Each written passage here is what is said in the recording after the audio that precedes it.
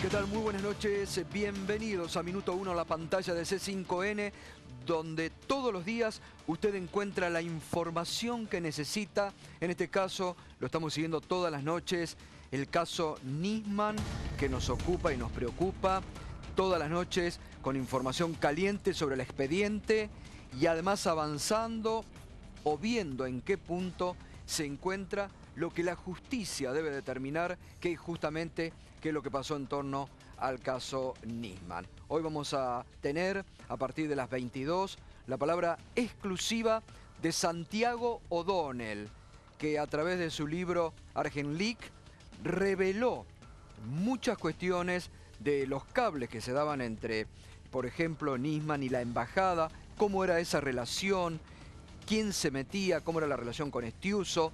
Santiago O'Donnell en exclusiva hoy, esta noche, revela mucho de lo que está en la superficie, pero que no se conoce en profundidad, sobre la relación Nisman-Estados Unidos, que él pudo sondear a través de los cables cifrados que en su momento hicieron eclosión a nivel mundial.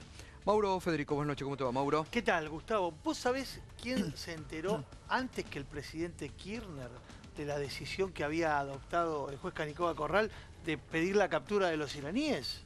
El embajador de los Estados Unidos.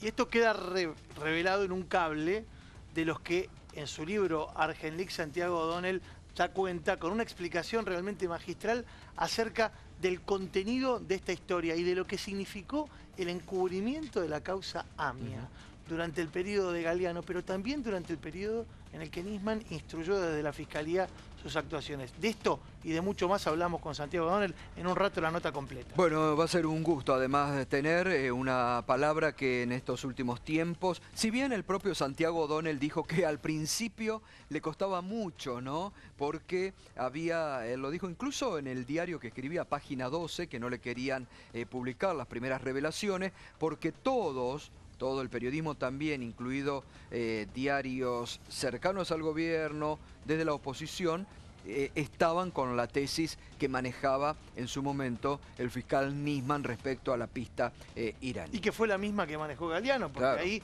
el encubrimiento, si hay algo que tuvo, es que fue la médula de ambas investigaciones. Bueno, y esta noche estamos con colegas, está Carlos Tejeldín, que viene aportando también mucho, porque a ver, es muy importante, como se lo digo toda la noche, que a medida que avanzamos en el expediente, en la investigación sobre la muerte del fiscal Nisman, hay que ir desentrañando todo lo que ha quedado encubierto en estos años con la causa AMIA. Y el próximo mes de junio, donde el juicio por encubrimiento va a ir revelando muchas cuestiones. Ahora se empiezan a conocer, se empiezan a agitar, es necesario ir profundizando, ¿no? Que no se nos pase el mes de junio con el juicio por encubrimiento en la causa AMIA. ¿Usted va a aportar? ¿Usted tiene mucho para aportar en ese juicio de encubrimiento? Creo que está todo. Lo principal de ese juicio es el pago y después delitos graves cometidos por el juez Galeano, como ser secuestro a César Fernández, que lo conté en su programa la vez pasada. Sí. Privación de la libertad a Salinas, que era una amiga de mi ex mujer, para que declare en mi contra. Extorsión contra mi abogado, mi ex abogado Semorile, que era agente de la CIDE. Bueno, el que tiene más delitos en la causa en esta etapa nueva es el doctor Galeano. Después continúan los fiscales. En sí, el doctor Menem va por encubrimiento, sí, pero con la última jugada que hizo Nisman creo que va a salir bien parado, o sea que le creó la duda razonable, porque a la presidenta le imputa de encubrimiento de Irán y al presidente Menem de encubrimiento de Siria, y no sabe cuáles son los autores. Claro. O sea que técnicamente, si yo sería abogado, le diría, los que están por encubrimiento, como ser de la pista de Dul, Siria, de este juicio, se van a ir absueltos. Tejeldín, ¿cuál era la relación, si es que usted tomó conocimiento en aquel momento que se llevaba adelante la causa y la investigación de Galeano, Mühlen, Barbaquia con Nisman? Nisman llega en el 97. Cuando llega en el 97, yo agrego un abogado a mi equipo de defensa, que fue el doctor Sasso, para saber lo que pensaba Nisman, porque había sido compañero de Nisman, tanto en un juzgado de Morón como en la Cámara Federal. Como habían sido compañeros, lo agrego al grupo de mi defensa, como para que me explique y me diga, porque ya Müller y Barbacchia ya lo conocíamos de todos los años que eran no delincuentes, eran archidelincuentes. Habían preparado a Niskaner en la casa, que durante el juicio la recusación prosperó de nuestra defensa. Estamos hablando de dos fiscales, Sí, ¿no? sí. Bueno, Los dos fiscales que instruían la yo- causa junto con Galeano. Suena fuerte que usted diga, porque nos tenemos que proyectar a los años 95, 96, 97, que usted esté hablando Yo estaba de detenido. dos delincuentes, Sí, pero ¿no? yo- Que eran dos fiscales. Yo le explico lo que pasó, que esto es muy grave en un Estado en democracia. Empezó el juicio y yo recuso a los dos fiscales porque habían ido a comer a la casa de un ex empleado mío que es de religión judía, que era Niskaner. Y fueron a comer empanadas y a tomar vino para entrenarlos para que declaren contra mía. O sea, para tenerlo de testigo de cargo. Si declaraba en contra mía, no lo imputaban. Todo esto fue gestionado dentro de la casa de Niskaner y de la defensa partimos, lo recusamos. El Tribunal Oral 3 nos dijo que no lo habíamos probado.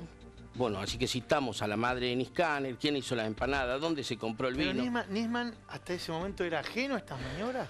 No, te sigo contando esto. Sí. Los recusamos o sea, al principio del juicio y terminando el juicio. Terminando el juicio probamos los extremos, el Tribunal Oral 3 los echa de la sala, queda Nisman. En Nisman se acerca a la defensa y le propone al doctor Sasso que nos mantengamos en la historia falsa y la Fiscalía no me acusaba. Cosa que lo hizo al doctor Sasso y adelante de 4 defensores. Yo en ese momento, o sea, habíamos empezado con Stinfale. Después fui agregando abogados para estar seguro de que si uno tenía miedo de declarar, los otros no. Entonces Nisman se acercó a la defensa en los cuartos intermedios y le dijo, o sea, ya estaba destruido el juicio, ya había caído. Claro, totalmente. No había. Y entonces Bueno. lo que viene a proponerle a Sasso, que era su amigo, es decirle, mira, si Tejeldín se mantiene en la historia, nosotros no acusamos a Tejeldín, la Fiscalía. En las Ah. últimas horas también se supo que ahora en junio va Antonio Estiuso. Estiuso, También como exactamente. testigo. ¿Usted lo conoce, Estiuso? Sí, declaró en el juicio y yo no estoy tan seguro que pueda ir porque el tema que lo involucra Galeano en el secuestro de César Fernández, el que lo tortura es Estiuso. Entonces, lo que pasa es que fue protegido hasta hoy. A ver. Expliquémoslo mejor esto. César O sea, no Fernández- creo que vaya como testigo. O sea, lo que dijeron ahora puede ser que el tribunal no tenga conocimiento, el tribunal oral, pero en el momento que empiece a ver la dinámica del juicio oral, va a pasar como pasó en el Pero en juicio el medio anterior. de esas negociaciones que a usted lo habían puesto de la CIDE, Galeano, cuando le ponen para que usted acuse a Rivelli y a los otros policías, cuando le ponen la plata a la CIDE, ¿en algún momento Estiuso entra en escena, lo Sí, conoce? por eso le explico. Estiuso estuvo en la primera parte, después lo echó por traidor, Galeano lo echa de la investigación y pone a Sala Patria. Cuando, ¿Por qué? ¿Por qué lo echa? Al mayor Brusón. sí, a Brusoni y estaban De Luca y un montón que fueron ¿Por echados. qué Galeano lo echa por traidor, dice usted a Estiuso? Es como que, vamos a partir que Estiuso trabajaba con con la CIA y traía la línea Irán. Sí. Galeano no estaba tan convencido en esa línea, La pista iraní, digamos. que era la pista Irán. Sí, estaba, vamos a pensar 94. Viene 94, Estiuso lo embarca para que vaya a Panamá a ver un arrepentido que se había robado una lata de sardinas. Cuando viene, el presidente dicen que se quedó dormido por una estupidez total y los medios lo levantaron como que era un gran testigo. Después se probó que era un testigo, bueno, y esto lo trajo Estiuso. Estiuso trajo la pista del brasilero y se gastaron $2 millones para ir a Suiza a buscar a una Ahora, presunta terrorista. A ver, es importante esto que usted está revelando ahora, porque usted dice, Galeano se sintió traicionado por Estiuso. Nisman, según lo que revela Patricia Bullrich públicamente, le dice Nisman a Patricia Bullrich que se siente traicionado por un agente de inteligencia argentino, que muchos sospechan o se preguntan si fue Estiuso. ¿Usted cree que puede haber habido también otra traición Yo tengo, o sea, si me deja terminar, la primera parte es de por qué Estiuso no puede ir al juicio, que es lo que quedó en el tintero. Galeano va a juicio por el secuestro de César Fernández. Hay escuchas en el juicio oral, las pasaron, donde Estiuso lo llama a Galeano y le dice que estaba muy torturado. Que no podía ir, digamos, no podía asistir al juzgado porque estaba torturado. Estaba muy golpeado. Fernández. Y lo habían golpeado, lo habían torturado, le habían dado electricidad en la quinta de Anzoregui. Esto fue lo más grave. ¿Cómo? En la quinta de Anzoregui, del que fue secretario de inteligencia. ¿Pero que secuestraron a una persona en la quinta de Anzoregui? No, lo tuvieron en la quinta 2 días torturándolo y lo chuparon en Gualeguaychú. O sea, tipo brigadas de la época de los militares. Perdón, a ver, pero esto es muy grave. Está en la causa. Está en la causa. Es impresionante, pero está en la causa. Está. Y lo que pasa es que se encubrió una parte. Todos los días uno se entera de algo diferente y que... porque expliquemos quién era Fernández, Carlos. César Fernández era un chico que levantaba autos. Levantaba autos para vender repuestos. O sea, tenía varias conseguía repuestos, no sabes cómo, pero se dedicaba a levantar autos y vender autopartes. Se dedicaba a eso. Las autopartes las conseguía vía Gualeguaychú y las traía después Puerta, Capó. Vos se los pedías a Buenos Aires y te los traía. Estiuso va a Gualeguaychú, lo secuestra, lo tortura 2 días en la quinta de Anzoregui. Le da electricidad, todo esto está probado, más que probado. Y lo llama al juez, está la escucha donde le dice al juez Galeano que lo tiene muy golpeado y Galeano le dice que lo deje en la estación San Miguel.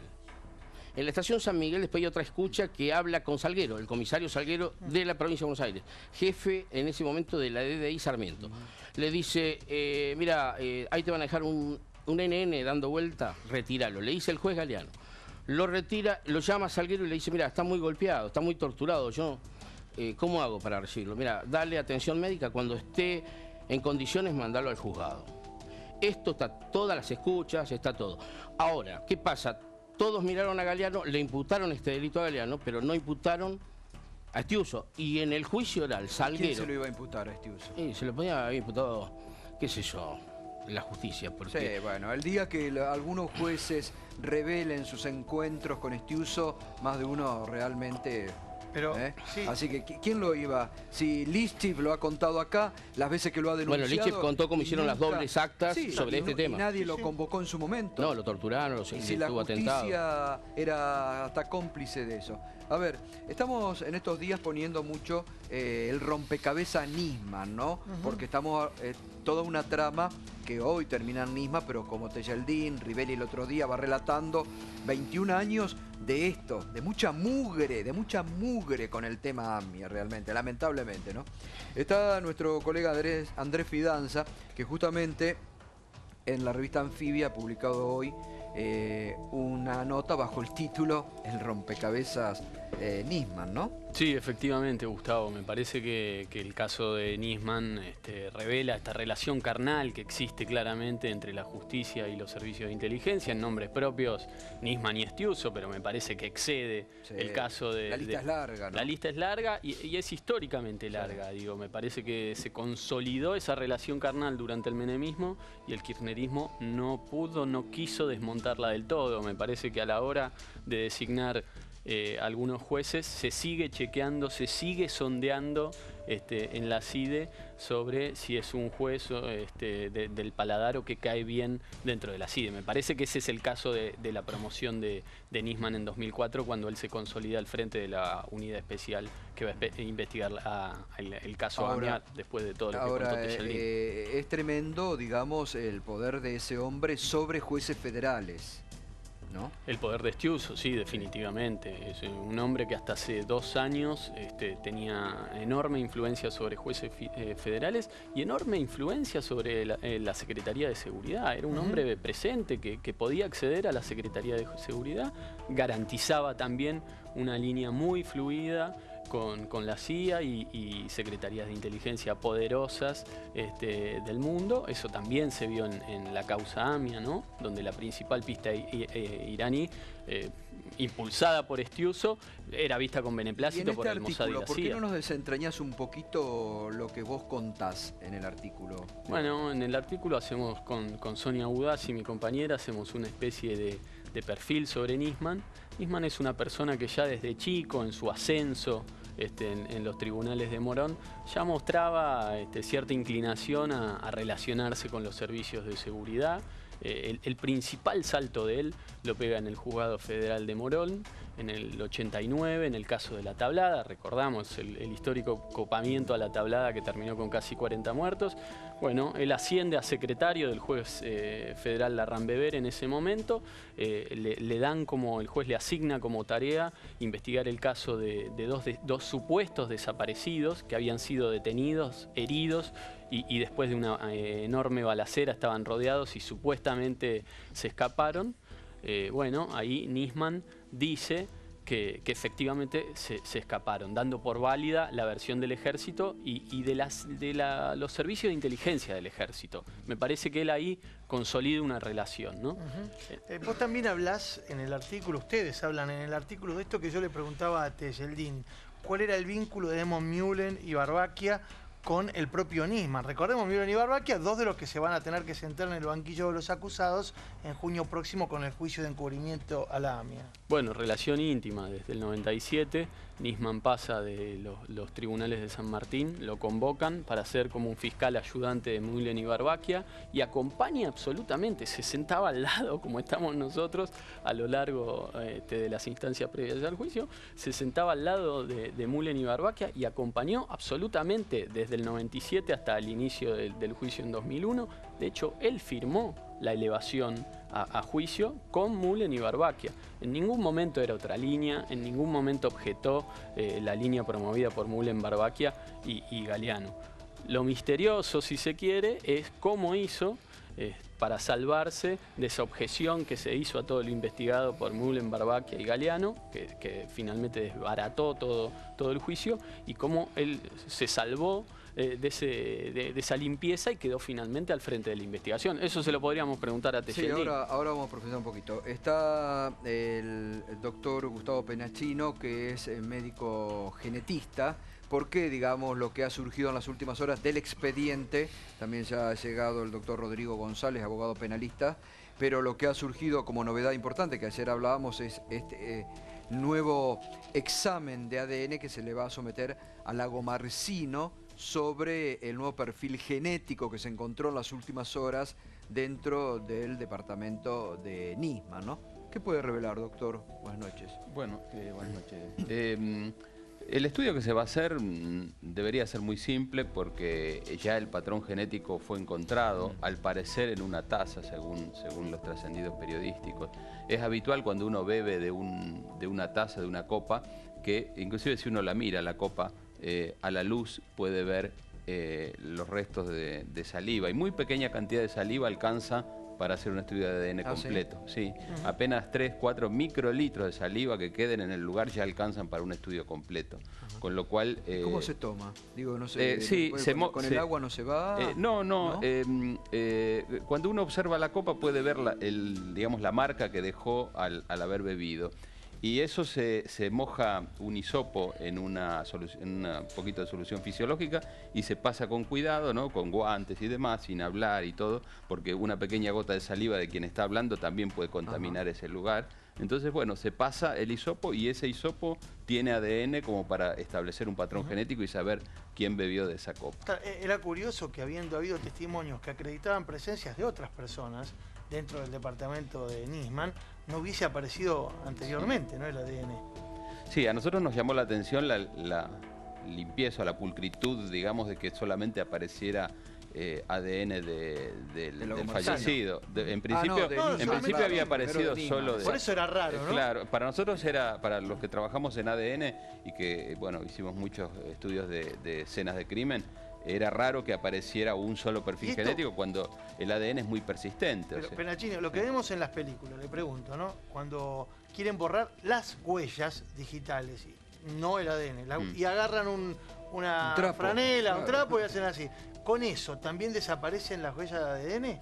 Bueno, las huellas de ADN pueden desaparecer con una limpieza mucho más profunda, con líquidos limpiadores y demás. O sea, directamente pasando un elemento no creo que se limpien. Por otra parte, el problema que hay es que no se sabe dónde están. porque el ADN no se ve. Claro. Entonces, salvo que haya una mancha biológica, algo, digamos, que pueda o ser que tengas el dato, como detectado. por ejemplo había aportado la Exacto. Gomarcino, yo me hice un café. Exactamente. Ese día, ¿no? O si uno tiene un dato de que la persona fue a la caja fuerte, por ejemplo, y manipuló allí, entonces uno hace un hisopado de la caja fuerte o del picaporte de la puerta. Digamos. Hay que tener una idea de dónde puede estar el ADN que se está buscando. Claro, puede haber no solamente en la taza, sino en otros puntos del claro que sí. departamento. Bueno. Y eso puede también ir revelando alguna Presencia de otras pista, personas, claro. sí, sí. Sí. No, la otra vuelta uno de los peritos más reconocidos que tiene la Argentina nos decía que aquí en nuestro país estamos a niveles bastante parecidos a los que muestran a nivel tecnológico Sí, sí. la serie norteamericana, tipo CSI, Criminal Minds, estas series. ¿Es cierto eso? O sea, por ejemplo, ¿se puede visualizar con un visor determinado, con una luz determinada, dónde se tocó, dónde se pasó? Bueno, en las series está todo novelado y Sí. la verdad es que se Ajá. exagera, ni el FBI hace lo que figura en las series. Digamos, sobre todo los tiempos es lo más complicado. Normalmente cuando uno trabaja en esto puede demorar muchos días y en la serie pasa todo en una hora, ¿no? Ahora, Entonces, también les quiero contar a ustedes porque el doctor Penachino actuó en la identificación de los muertos justamente de la AMIA, ¿no? Y también le tocó actuar en la embajada. Y en Sí. la embajada, porque estos días también hemos estado relacionando mucho, hemos estado hablando de lo poco que se habla del atentado a la embajada, Sí. que lo tiene la corte y que no se conoce nada. En la embajada, porque siempre se habló de un coche bomba que nunca se encontró, ¿se determinó algo que sorprendió, llamó la atención? En aquella época eran muy preliminares las pruebas Sí. de ADN, recién estábamos empezando a nivel mundial. Nosotros iniciamos prácticamente los estudios a nivel mundial en restos humanos. Antiguamente se hacía solamente pruebas de ADN a inicios de los Sí. 90 con sangre líquida y demás. Con restos humanos casi no se Bueno, trabajaba. me recuerdo que en la embajada apareció un dedo, ¿se Sí, acuerda? sí, El famoso exactamente. dedo que aparece en un departamento. En un departamento vecino, Exacto. en Todo- un árbol, no sé qué. Claro. Todo ese material está, material biológico está analizado y están obtenidos patrones genéticos. Inclusive varias personas se identificaron a partir de las pruebas de ADN. Doctor Rodrigo González, ¿cómo está observando la marcha en la investigación por la muerte de Nisman? Buenas noches. Buenas Yo, la noches. verdad, continúo siendo muy escéptico en la obtención de un resultado. Me parece que yo los escuchaba recién hablando del atentado a la embajada, del atentado a la AMIA. Como bien decían, el atentado a la embajada no sabemos absolutamente nada. Y Atentado- nadie pide por ese No, atentado, ¿no? no. Que es llamativo. Es muy llamativo. Es muy llamativo. El atentado a la AMIA, estamos discutiendo todavía, yo tengo mi posición tomada, pero estamos discutiendo todavía si existió o no existió la famosa traffic en la Sí. puerta de la AMIA. Desde mi punto de vista, no. Digo, pero seguimos Teseldín, discutiendo. ¿usted qué dice? ¿Tuvo la tráfico o no? El Tribunal Oral 3 dijo que no. Que no. Nosotros con la defensa nosotros organizamos una defensa. No, ya que lo tenemos Ya que lo acá. tenemos en primera mano. Organizamos una defensa técnica, como sabe el doctor, sobre la parte subjetiva, porque a mí me acusaban que yo vendí una camioneta Sí. y que me tenía que representar que con esa camioneta iban a poner una bomba, a matar 85 personas y de religión judía. Era una estupidez. Entonces me puse a estudiar Derecho adentro porque digo, bueno, quiero entender la imputación, la quiero entender. Bueno, me recibí de Derecho, ¿Y hoy por qué? tengo 10 años y no la entiendo. Porque, discúlpeme, siempre dijeron que usted sabía más de lo que dijo. Pero eso fue el verso que usan en todas las causas, porque la empezaron a usar de AMIA, después la escuché en un montón de causas armadas, que acá le puedo decir, en el caso Candela, sabe más de lo que dice, el otro sabe más de lo que dice. Cuando arman causas, Sí, no, está el verso de sabe o miente. Ahora, sabe ahí más de lo que dice no se o decía miente. que Si habían vos escuchás visto- eso, es una causa armada. Ahí, con el tema de la camioneta, ¿no? Se había dicho que la había llevado un iraní, que la había dejado incluso en el estacionamiento de la facultad cercana. Mira, yo te explico, con todo respeto, te puedo explicar lo que se probó en el tribunal oral. Lo que se probó y lo que nosotros sobre la camioneta, yo en sí no quise trabajar, que fue un error. Yo quise trabajar en la defensa mía, en que yo no sabía, o sea, que la vendí porque tenía el aviso en Clarín, tenía 50.000 testigos, la vendí como vendí 300 autos, o sea que directamente si era la mía o no era la mía, a mí no me importaba, pero tenía que haber, el que hizo la defensa mía fue Rivelli. Rivelli cuestionó la camioneta de un punto más amplio que el mío. Lo mismo que Rivelli cuestionó mi allanamiento de mi casa, que yo no lo cuestioné, porque la CIDE estuvo 2 días antes en mi casa. Y yo no me pareció importante cuestionar la nulidad del allanamiento de mi casa. Lo cuestionó Rivelli y quedó firme. O sea, el allanamiento de mi casa quedó firme. Porque después de mi casa tenemos que acordarnos que pusieron un papelito que decía Embajada de Irán, la dirección, y bueno, tuvimos que hacer perilla caligráfica de toda mi familia, los chicos, todo. Ninguno había escrito el papelito. Pero había estado 2 días la CIDE con el POC, protección al orden constitucional. ¿Qué supone? ¿Que si no fue la Traffic? No, en sí es todo muy extraño, porque en el juicio declararon aproximadamente 15 personas que estaban, como ser muchos, mirando a la AMIA, ninguno la vio. Y había una señora que yo realmente le había ordenado a la defensa que no queríamos hacerle pregunta, que había perdido el nenito, que era Vareiro. Le dije, no quiero que pregunten absolutamente nada. Y Sasso no me hizo caso. Me dice, yo voy a hacer una pregunta sola. Y le dijo que ponga el muñequito, había una maqueta. Sí. Dice, ¿me puede poner el muñequito? O sea, tomar el muñequito, usted y su hijo, y ponerlo donde estaban. Y lo puso justo en el portón. O sea, que si hubiera estado la camioneta, la pisaba. Perdón, Carlos, y además no había un testigo, una persona que pierde el ojo, que creo que trabajaba en la AMIA, que le vuela el auto, que él estaba en la puerta. Estaba Jofe, y después... No, pero el más importante, porque a él se le levanta el capo, el más importante era uno que estaba a 50 metros esperando el cepo, y esperaba una Traffic. Entonces se quedó mirando, esperando una Traffic, ve la explosión y nunca llegó a la Traffic. O sea, él estaba esperando una Traffic por el cepo, estaba mal estacionado. O sea que testigos hay 15 que dicen que no existe la Traffic. Que vieron la Traffic, bueno. El juez Galeano puso a Romero, la mujer. Y cuando le preguntamos había un montón de autitos de este tamaño. Claro. Sacamos que elija cuál era la Traffic y sacó una F100. Y cuando le dijimos qué color era, nos dijo que era color amarillo Sabora. O sea, en sí no hay una sola persona que haya visto la Traffic blanca en la escena del crimen. ¿Y por qué es escéptico usted, doctor, sobre esta investigación en la muerte del fiscal Nisman? Bueno, ante todo esto que estamos hablando, a todo esto le sumamos los mismos condimentos, es decir, los servicios de inteligencia.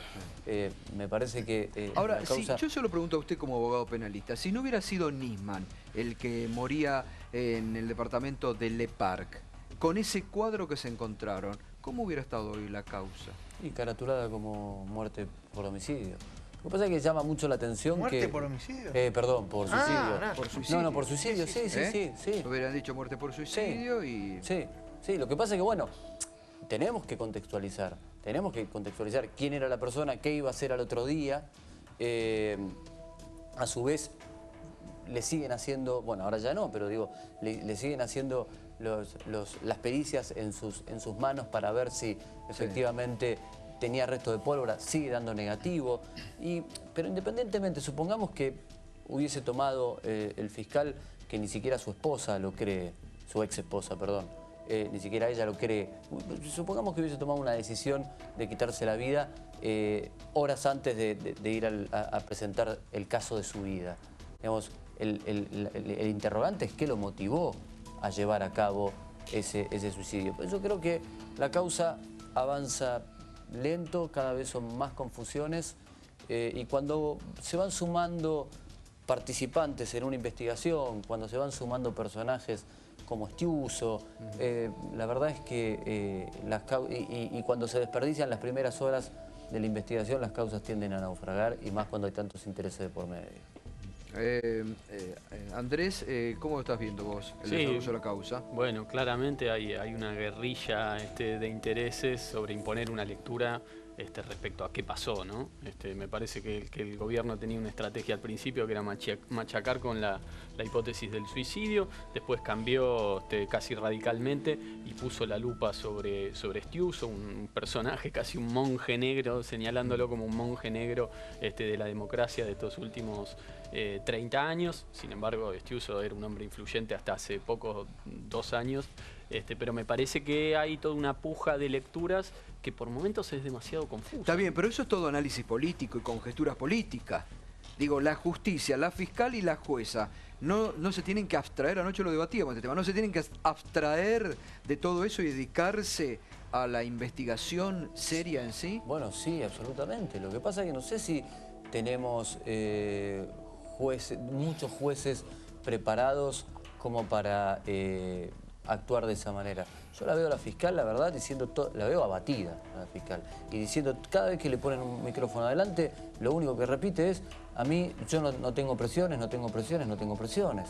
Digo, a mí la verdad que... Pero el trabajo de la fiscal, ¿usted cómo lo ve? ¿Es eficiente, ha avanzado, se ha olvidado de cuestiones, se han demorado en otras? ¿Cómo está viendo el trabajo de la fiscal en este momento? Me parece que, a ver, lleva a cabo la investigación ordenando las medidas que tiene que llevar a cabo, pero la realidad es que yo, como veo una investigación, la verdad yo soy muy resultadista. Es decir, yo veo una investigación, efectivamente, si se obtiene un resultado o no. Me parece que está estancado.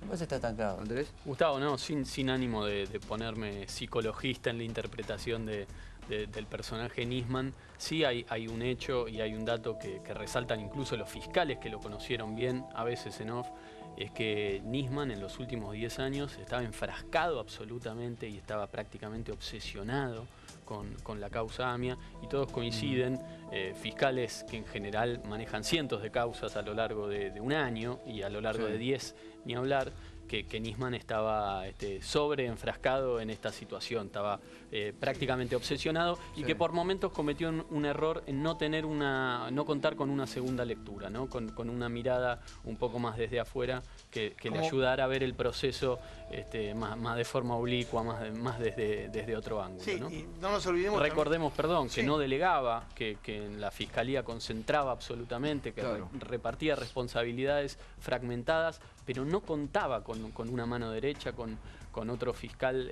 ayudante que le diera una segunda mirada. Bueno, y por eso la pregunta ahora también es qué va a pasar con la investigación que estaba llevando a cabo. Fue una investigación muy grave. Las denuncias que había hecho son denuncias realmente institucionalmente graves. Bueno, hay un juez y hay un fiscal ya actuando. Sí, bueno, por eso vamos a ver a dónde van esa investigación. No solo la investigación del deceso del fiscal. La investigación, o sea, yo a veces, yo la leí, la denuncia que le hizo a la presidenta, es un libro de cuentos, sustentado con nada, y muchos dicen esperaba prueba de este uso. Yo no creo eso. Yo creo que él trabajaba para un servicio extranjero y esto me da la pauta, y yo creo que lo mataron por el Audi. Si él se iba a suicidar no dejaba el Audi en la playa de estacionamiento. Lo hubiera sacado. A ver, ¿Cómo lo matan por el Audi? No entiendo. Hay un Audi en la playa que es de él. El Audi está el nombre de una persona retirada de la CIA, y la apoderada es la hija de Anzoregui, que él procesó. Este Audi va a traer un escándalo. Y si yo me voy a matar por mi esposa, que es juez, por mis hijas, no dejaría el Audi ese en la playa de estacionamiento. Eso es razonamiento puro. Lo hubiera sacado, lo hubiera estacionado a 5 cuadras. Pero disculpe, no entiendo qué tiene que ver el Audi con la muerte de Nisman. Es que va a destapar que era un agente extranjero. Era un agente extranjero. El Audi es de un ex CIA retirado. Pero, ¿te entiendo mal? Es de una empresa que es de la CIA. Sí, a ver. No hizo tarjeta celeste para circular, para no quedar escrachado en los registros. En el registro. Hizo una autorización de manejo que normalmente la hacen los abogados ¿Y él utilizaba ese auto? Sí. Usaba ese auto y quedó en la playa. Entonces, ese auto para mí es la llave de que no se suicidó. Es la llave de que yo lo conocí personalmente a Nisman. O sea, si me voy a suicidar, no voy a dejar la plata que dejé en la caja, que esa plata es de la Secretaría de Investigación, no es de él, era mucho dinero. No voy a dejar... ¿Cómo sabe usted que no era de él y que era de la Secretaría? Porque un fiscal con el sueldo que gana no puede tener la suma que había en la caja. Bueno, la caja de seguridad del Banco Ciudad que la jueza mandó estaba vacía. Ya sé que era la caja de seguridad que salió en el diario La Nación, que en la caja de seguridad había pesos, había dólares, creo que euros también, y había objetos de valor, y había también, ¿cómo se llama? Bonos, me parece que habían dicho. Pero digo, ¿cómo saben que no era plata de él o que era de...? Se supone que si era de la Secretaría o de la Fiscalía, la puede haber tenido en una caja fuerte en la Fiscalía. La tenía que haber tenido ahí. Pero repasemos lo que dijiste, que me parece muy serio, porque es tu hipótesis por lo que veo. Es mi hipótesis personal. Yo pienso que no es suicidio porque dejó porque dejó el auto en la playa. Lo hubiera sacado. Hay varios elementos por los cuales vos pensás que no. Eso. Ahora, y entonces, porque no basta con pensar por qué no se suicidó para afirmar que lo mataron. Sí. Hay que demostrar que hubo una tercera persona. No, pero escúchame. Yo Pero, esta semana... a ver, discúlpame. Sí. Volvamos al Audi porque a mí no entra. No veo la relación del Audi, que se mató o no se mató. No entiendo. No entremos con más confusión, por favor. ¿Por qué mete el Audi ahí? Que ya en algún momento alguien había denunciado a algún colega y lo bloquearon la cuenta o lo sacaron. No, el Audi, no sé ¿Qué lo que tiene pasó. que ver? El Audi es de un ex CIA, Sí. de una empresa ex CIA, que la apoderada de esa empresa es la hija de Anzoregui. Sí. Él procesó a Anzoregui y va a juicio oral dentro de 6 meses.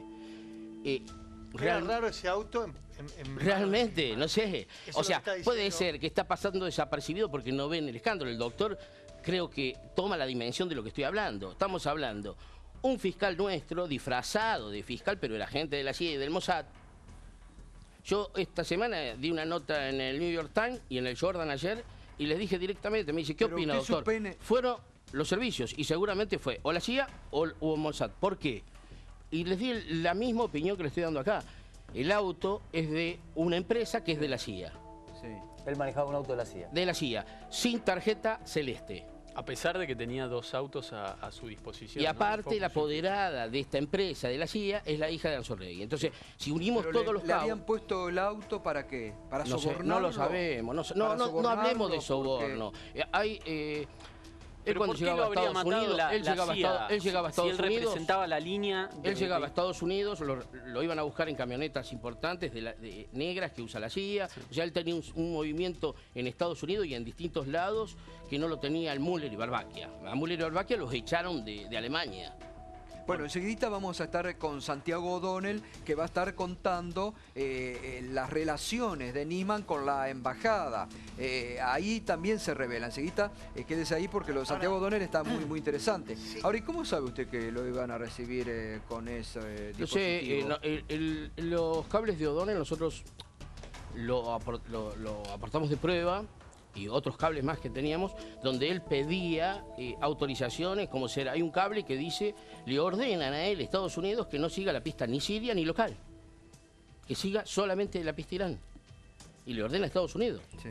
Bueno, lo dijo... Y después el doctor hay otro Lavaquier acá. cable que El doctor que Lavaquier dice- lo tiene Carlos, denunciado. pero si esto es como vos decís, que no es que vos lo opinás, esto lo dice O'Donnell en el libro. No, está en lo los dice cables. O'Donnell y lo dicen mucha Por gente eso. en voz baja. Yo te lo puedo decir acá Lo que en no voz alta. entiendo, lo que no termino de entender es si Nisman era tan funcional a los intereses de la agencia, la de allá, ¿por qué lo matan? Y cuando vos jugás al espía, en este momento el cuerpo de Nisman lo mataron para ocasionar el descalabro institucional que creó.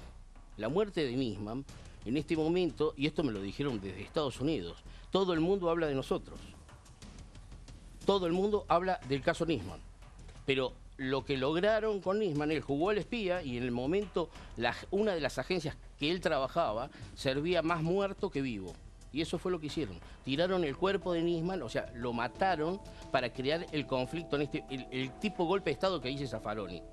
Zaffaroni lo dice entre líneas. Intentaron un golpe de Estado, pero no dice las cosas como te las estoy diciendo yo. Sí, es bastante osado. Es grave, después o de sea, la corte- yo te lo puedo decir hoy porque, bueno, de repente yo lo dije acá en este programa y después levantaron mucho que si era un servicio nuestro que mató a Nisman, dejaba el DNI. Y lo dije por cómo se grabó Estiuso torturando a César Fernández. O sea, era un tipo Sí. jefe de la CIA y se grabó otro sector, lo grabó Estiuso. O sea, entre las internas acá se graban, mandan prueba al juez, o sea, se mandan preso entre ellos. La CIA y el Mossad no cometen estos errores. El arma que se usó fue 22. Si vos haces un estudio, es un arma que mataron a Poli Armentano. Los con una sicarios la 22. utilizan con Los bastante asesinos, frecuencia. todos usan 22. Si vos le preguntás a la fiscal, que yo no la conozco, a la fiscal que está investigando, le preguntás si ella puede determinar el plomo de la cabeza, si es del arma de este chico, te va a decir que no. Porque, ¿qué pasa? La 22 no deja estría. Nunca podés saber de qué arma salió. Puede ser que el arma se la llevó el chico y no fue el disparo que mató a Nisman. El plomo nunca se va a saber. Si era de 32 en adelante, la pericia balística te daba la estría y te hubiera dicho que salió de esa arma. Pero si La usted 22 no. dice entonces que lo mandaron a matar. No tengo duda. Yo no tengo duda que lo mataron. Y aparte yo lo conocía a quién? Nisman, ¿Cómo? sé cómo Digamos, era, no porque- tenía un temperamento depresivo, era un tipo que pero siempre si la estaba activo. autopsia dice que no hay en el departamento indicios de otras personas, que no hay incluso elementos de defensa en él, ¿no? ¿Qué más dice la...? En realidad lo que hasta ahora viene arrojando la autopsia del cuerpo de Nisman permite establecer que lo que tiene el impacto de bala que tiene en su cabeza de 22 es compatible con una lesión autoinfligida, es decir que Claro. Hasta ahora parece eso es lo que bastante, determina, se parece bastante a lo que haría un suicida. Lo que determina el cuerpo forense de la corte es eso, no sé. Ahora, Ahora, lo más es contundente. 3 centímetros atrás de la oreja, usted es doctor, 3 centímetros atrás de la oreja es acá. Me parece muy incómodo para pegarme un tiro. lo explicaron, si me no es pego un atrás, tiro, es me arriba, lo pego ¿no es acá. arriba? Normalmente todos los que... ¿No es arriba? No, 3 acá. En realidad es acá. Sí, en realidad ayer lo señalaba. Sí. Más uno de los arriba y peritos. atrás del... Es O sea, acá. justo en un lugar que te la pusieron, no que vos la pusiste. Es decir, hay un montón de cosas que de repente... Ahora, ¿cómo probarlo? Eso es otra cosa. Pero Estamos en si otro no hay campo. indicios de que entró otra persona hasta el momento. No, puede ser que aparentemente. hayan... los servicios puede ser que tengan un departamento en la torre, que esto... El de enfrente, ese que no se sabe. O sea, hay muchas formas y esto lo sabemos. Pero aparte, Carlos, políticamente, Políticamente, más allá de la pericia, desprestigió pero la déjeme que le pregunte. La muerte de Nisman pone en crisis la pista iraní, porque revela toda esta relación carnal que había entre Nisman, Estiuso y los intereses de la CIA para machacar sobre la pista iraní. ¿Por qué lo habría matado la CIA si la CIA promueve especialmente la pista iraní y la muerte de Nisman pone en crisis esa pista? Lo sigue nuestra promoviendo nuestra ahora, también presidenta Estados Unidos ahora bueno, está negociando nuestra con Irán. presidenta en la última conferencia de la ONU dijo: si me pasa algo, miren al norte. Sí, sí. Y no fue miren al norte, a ella no le pasó nada, le tiraron este cuerpo. ¿Pero por qué? Porque nuestras relaciones internacionales cambiaron. Nosotros éramos hijos de Estados Unidos con Menem. Hoy ni pisamos Estados Unidos. Hoy miramos a otro lado y negociamos con otros países. Entonces esto, ojalá que se descubra, ojalá que se esclarezca, pero yo te lo digo con toda la convicción del mundo, sé que conociéndolo a Nisman, porque lo tuve como fiscal en el juicio, lo conozco del 97 hasta hace poco, y sé que el tipo no lo podés pensar de ninguna forma. No, ahí lo que cierra, digamos, es el tema de que cuando están metidos los servicios, este tema de servicios, con toda la mugre que han tirado, no solamente sobre esta causa, sino han disparado contra jueces y fiscales. Lo que y quisieron no tienen- conseguir es la tapa de la presidenta encubridora pero vos- del atentado en todo el mundo. Pero, espera, y lo consiguieron. Pero, Carlos, voy sobre tu hipótesis. Si yo quiero hacer eso, y soy la CIA, no fraguo un suicidio. ¿Por qué? Lo mato directamente. No, porque... ¿Cuál es el sentido de fraguar un suicidio? Estuvo todo planeado, que él iba a ir al Congreso, estuvo todo perfecto. O sea, lo hicieron profesionales. Cómo se hizo y en la forma que se hizo y cómo se hizo en el momento que se hizo por profesionales. ¿Vos crees Los que el llamados de a Estiuso el sábado. Las visitas, a ver, Estiuso le dijo que recordemos. que se cuide de la custodia. Yo no creo que Estiuso tenga nada que ver en la muerte. O sea, yo no soy amigo ni enemigo de Estiuso. Conté acá lo que pasó en el juicio oral sobre el secuestro de Fernández Sí. y te puedo relatar. No parece un trabajo de la Secretaría de Inteligencia Argentina Bueno, eso. pero No, yo está te, claro. yo te Si fue un cuento asesinato. lo que está en un expediente judicial. Está en un expediente, o sea, no es que yo le tenga bronca a Estiuso. Bueno, hay otros elementos en la causa que vimos en el debate que también lo perjudicaba a Estiuso. Bueno, pero vos ayer no contaste en tu libro sobre mi sangre el episodio de los colombianos. Sí, bueno, este fue un episodio que nunca se terminó de esclarecer cuando entraron a ¿No la se está Argentina. investigando todavía? Sí, claramente. Entraron a la Argentina a partir de una denuncia que se investigue cómo entró a la Argentina un aparato para localizar llamadas a 500 metros a la redonda que supuestamente traía gente de la Policía Nacional Colombiana, pero que se presume que estas personas eran agentes de la CIA y que habían entrado acá supuestamente bajo el control de la Secretaría de Inteligencia. Se determinó que eso no eran colombianos, que eran agentes falsos, eso que vos estás diciendo. Bueno, otro temita que es importante. Cuando yo estaba detenido, entró acá, que ahora me sacó el chico el hijo de Escobar Gavidia, me sacó en el libro, que dice que yo fui el encargado de dar la noticia que ellos estaban acá. Y yo estaba preso, y es verdad. Yo me entero que estaban adentro, lo llamo a Chiche Heglund, le digo, mirá, tienen, o sea, la Secretaría de Inteligencia le dio la identidad de Santos Caballero. Esto provocó, o sea, lo hice no porque era una jugada contra Escobar Gaviria, lo que menos me importaba. Era contra Donieski, que era la querella que le vendió una mansión, iba a recibir plata de la droga y andaban diciendo por todos lados que ellos son éticos y morales. Entonces, con una llamada a Chiche Hedlund, sobrevoló la mansión de Donieski, demostró que los santos caballeros eran Escobar y que le había dado la identidad falsa. Llamada que todo el mundo pensó que había sido la Secretaría de Inteligencia. Yo la hice de la cárcel. Lo estás revelando ahora. No, está en el libro.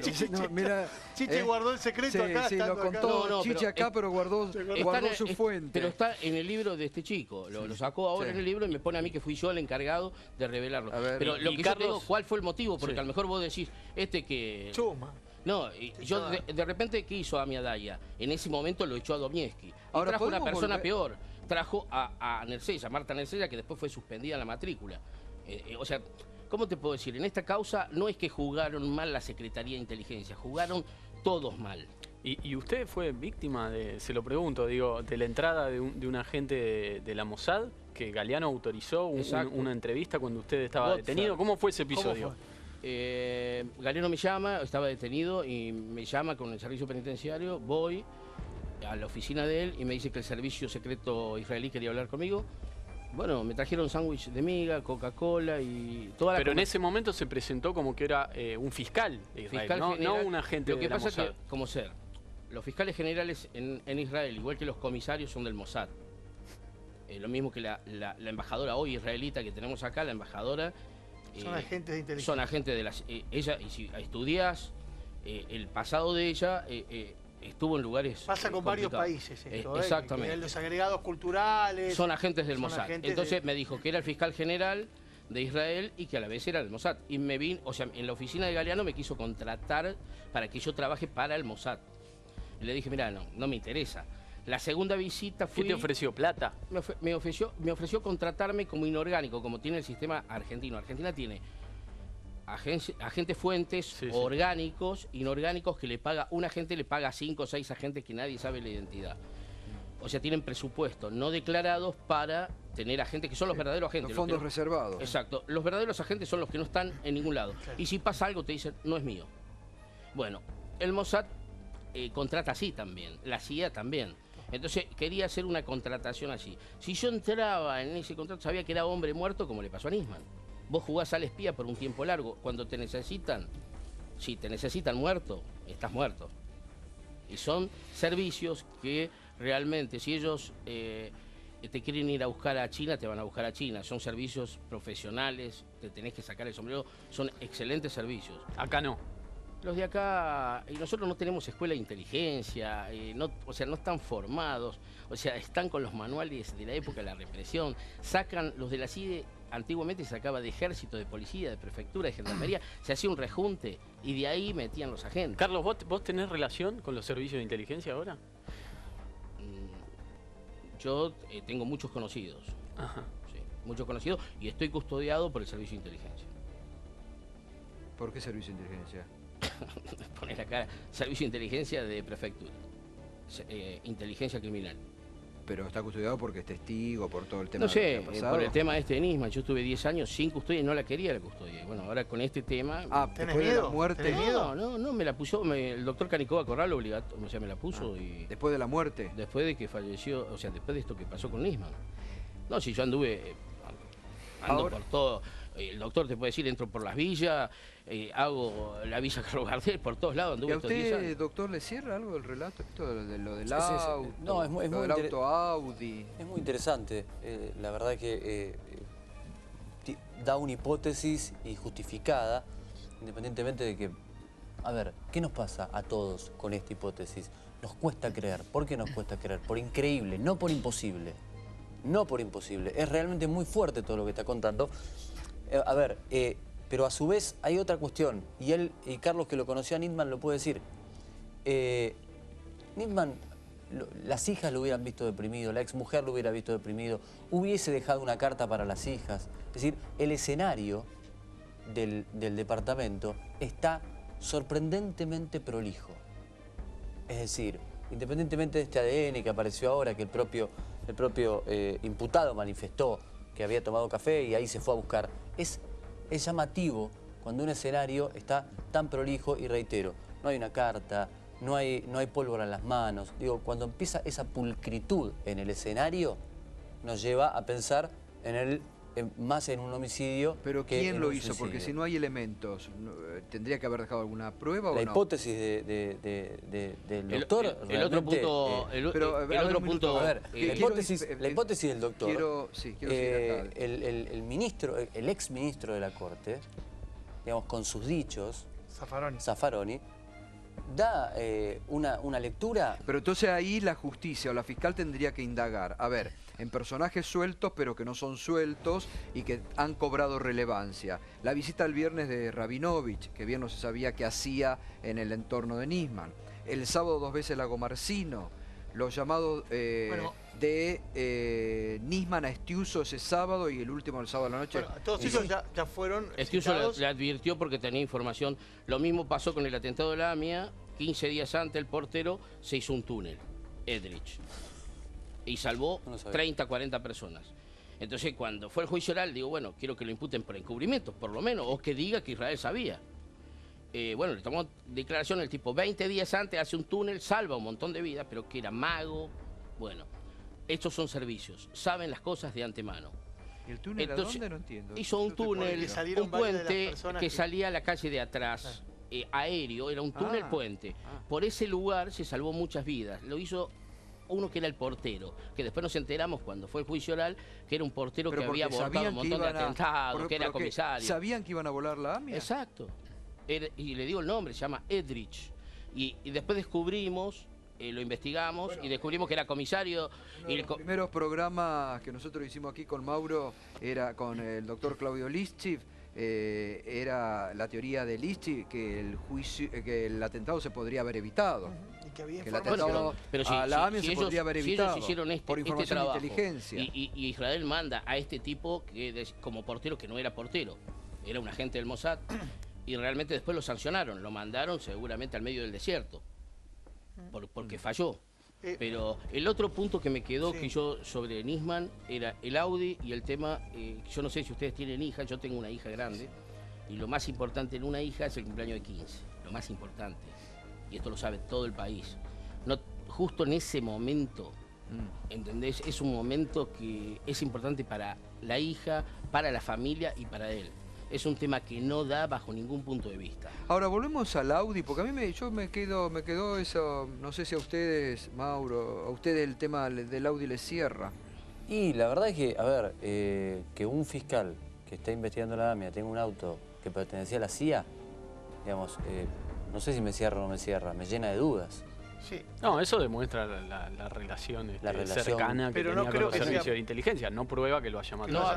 No hablemos de corrupción. Estoy hablando de que yo no dije corrupción. De una relación con la CIA, y esa misma relación es la que lo llevó a donde lo llevó. Pero en la nota de Andrés hay una revelación interesante, porque hasta ahora se ha sabido quiénes son Lago Marcino y quién es Rabinovich, dos de los colaboradores que tenía, pero no eran los únicos. No. Y había un presupuesto muy interesante que estaba destinado a pagar a estos colaboradores por fuera de la nómina de fiscalía, ¿no? Sí, el plantel de empleados de la unidad fiscal AMIA, que se dedicaba específicamente a investigar el tema de la causa de la AMIA, tenía un plantel de 45 empleados, 10 de los cuales no reportaban, no iban todos los días a la fiscalía, y tenían un contrato muy flexible de relación directa con el fiscal. De hecho, el resto de los empleados que sí asistían día a día a la fiscalía que está ahí enfrente de Plaza de Mayo, prácticamente no le conocían las caras a Lago Marcino, Rabinovich y el resto de los empleados, que son 8 chicas, son 8 mujeres jóvenes en la mayoría de los casos, de las que no está claro cuál era el trabajo, la responsabilidad que tenían. Una, por ejemplo, es nutricionista.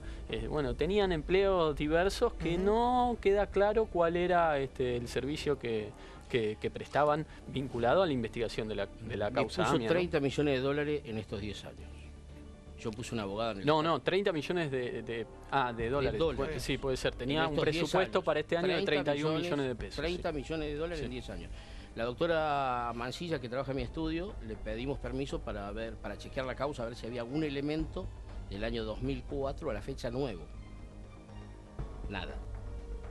¿Y se puede, doctor, Nada. determinar en base a esto que se está hablando si un tercero ingresó? Bueno, habría que encontrar alguna prueba de ADN, algún resto biológico. Por ahí, teniendo mucho cuidado y no dejando ningún resto biológico, se hace complicado.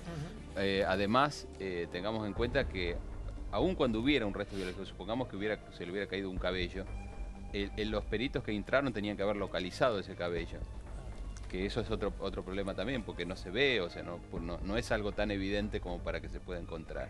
Digamos, si no se dejan elementos como ADN de contacto en algún lugar que haya tocado, si no se deja una colilla de cigarrillo, un chicle, una mancha biológica, desde el ADN es muy difícil de... Pero se puede preparar, porque acá volvemos, le pregunto al doctor, acá hemos estado hablando con Perito por el tema de cómo cae el cadáver, todos dicen que es compatible con el disparo, con el suicidio, ¿eso se puede preparar? Digo, porque aparentemente la puerta desde afuera no se abría.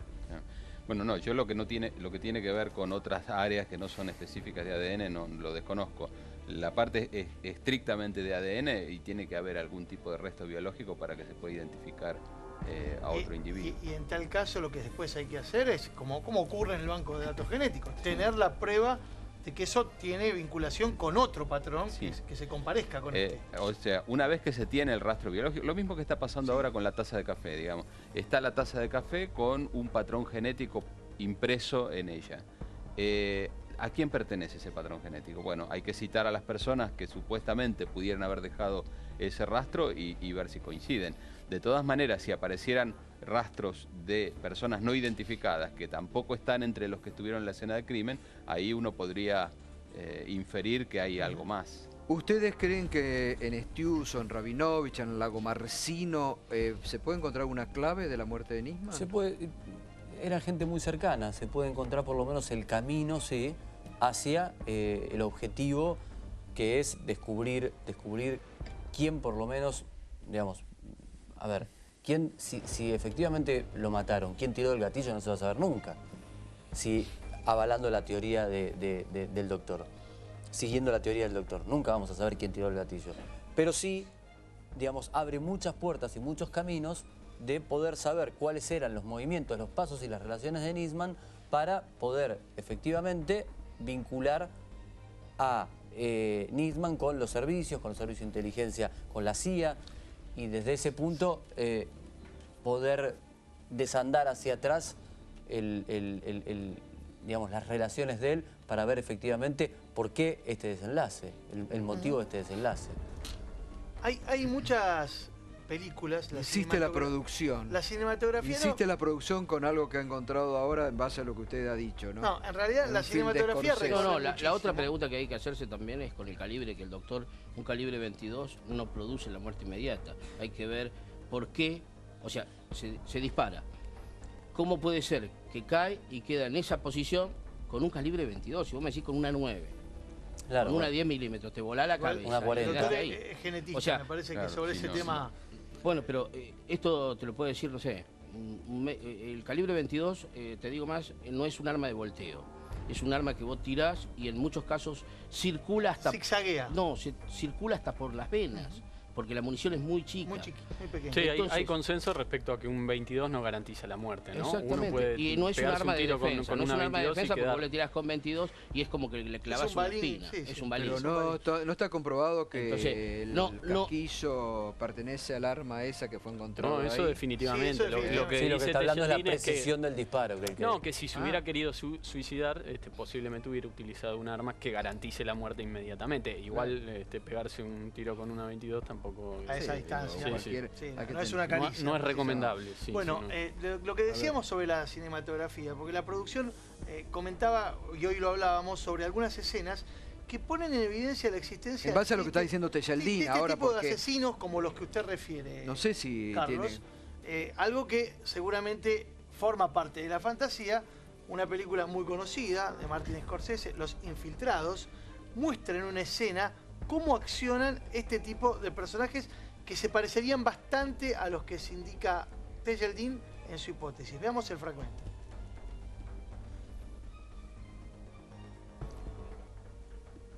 no tiene audio.